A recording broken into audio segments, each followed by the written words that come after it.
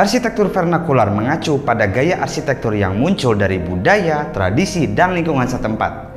Ini adalah bentuk arsitektur yang diadaptasi dan dikembangkan oleh masyarakat lokal dalam merespon kebutuhan mereka yang unik dan kondisi lingkungan tempat tinggal mereka. Nah, dalam video kali ini, bareng aku RG, kita akan bagikan penjelasan lebih detail tentang arsitektur vernakular. Jadi, tonton sampai akhir.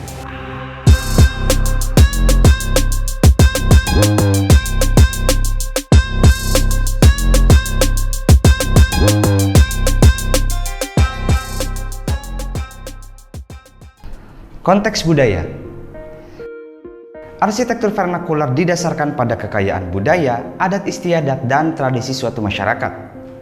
Faktor-faktor seperti nilai-nilai agama, kepercayaan lokal, dan praktik sosial mempengaruhi bentuk dan gaya bangunan vernakular ini, mencerminkan identitas budaya dan sejarah suatu wilayah.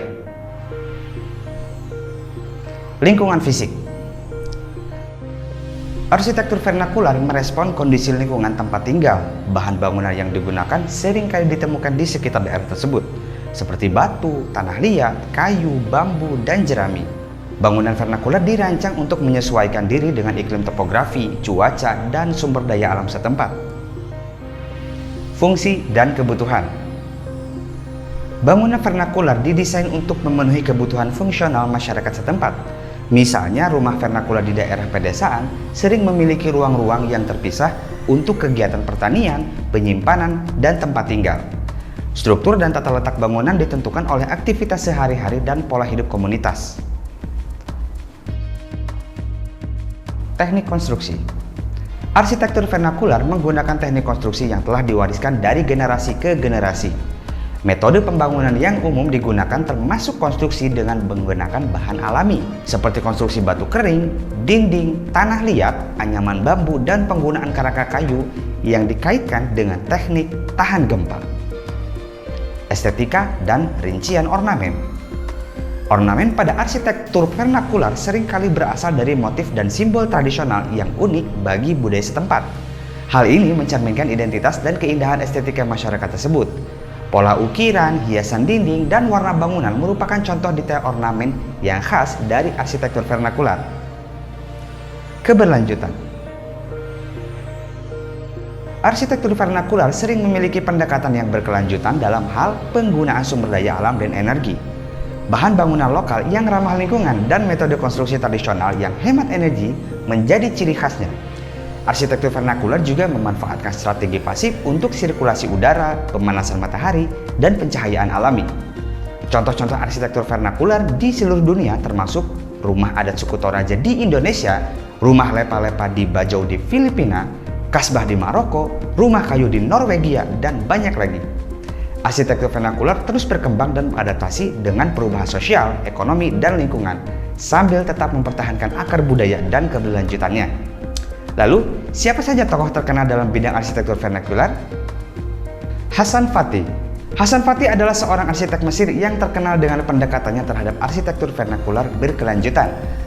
Ia memadukan tradisi dan teknologi modern dalam desainnya, dengan menggunakan bahan bangunan lokal seperti adobe atau bata dari tanah liat yang dikeringkan matahari. Karyanya yang terkenal antara lain adalah Desa Gourna di Luxor, Mesir. Balkrishna Doshi. Balkrishna Doshi adalah seorang arsitek India yang dikenal karena menggabungkan prinsip-prinsip arsitektur vernakular dengan pendekatan kontemporer. Ia menghargai warisan budaya dan alam dalam desainnya, serta memperhatikan keberlanjutan lingkungan. Doshi menjadi tokoh penting dalam pengembangan arsitektur vernakular modern di India. Geoffrey Bawa. Geoffrey Bawa adalah seorang arsitek dari Sri Lanka yang diakui karena kontribusinya dalam memadukan desain modern dengan elemen-elemen arsitektur vernakular Sri Lanka. Ia menggabungkan penggunaan material lokal dan gaya tradisional dengan sentuhan kontemporer dalam karyanya. Bawa dikenal karena desainnya yang berfokus pada integrasi harmonis antara bangunan dan lingkungan alaminya. Simon Veles. Simon Veles adalah seorang arsitek Kolombia yang terkenal dengan penggunaan bambu dalam desainnya. Ia menggunakan bambu sebagai bahan bangunan utama dalam proyek-proyeknya. Menggabungkan pengetahuan lokal dengan teknologi modern, karyanya mencerminkan pendekatan arsitektur vernakular yang ramah lingkungan dan berkelanjutan. Wang Shu. Wang Shu adalah seorang arsitek Tiongkok yang dikenal karena dedikasinya terhadap arsitektur vernacular dan keberlanjutan. Ia menggabungkan bahan-bahan tradisional Tiongkok dengan desain kontemporer dalam karyanya. Wang Shu memenangkan penghargaan Pritzker pada tahun 2012 untuk kontribusinya dalam arsitektur vernacular dan keberlanjutan. Tokoh-tokoh ini adalah beberapa contoh dari banyaknya arsitek yang telah berperan dalam mengembangkan dan mempromosikan arsitektur vernacular. Melalui pendekatan mereka yang inovatif dan berkelanjutan, mereka telah meninggalkan warisan penting dalam bidang arsitektur yang menghargai budaya, tradisi, dan lingkungan setempat. Oke, buat kalian yang ingin menambahkan informasi tentang video ini atau mau kasih kritik dan saran, silahkan tulis di kolom komentar. Ikutin juga berbagai video menarik lainnya dari kami. Jangan lupa like, komen, dan subscribe. Terima kasih sudah menonton. Saya RG pamit. Wassalamualaikum.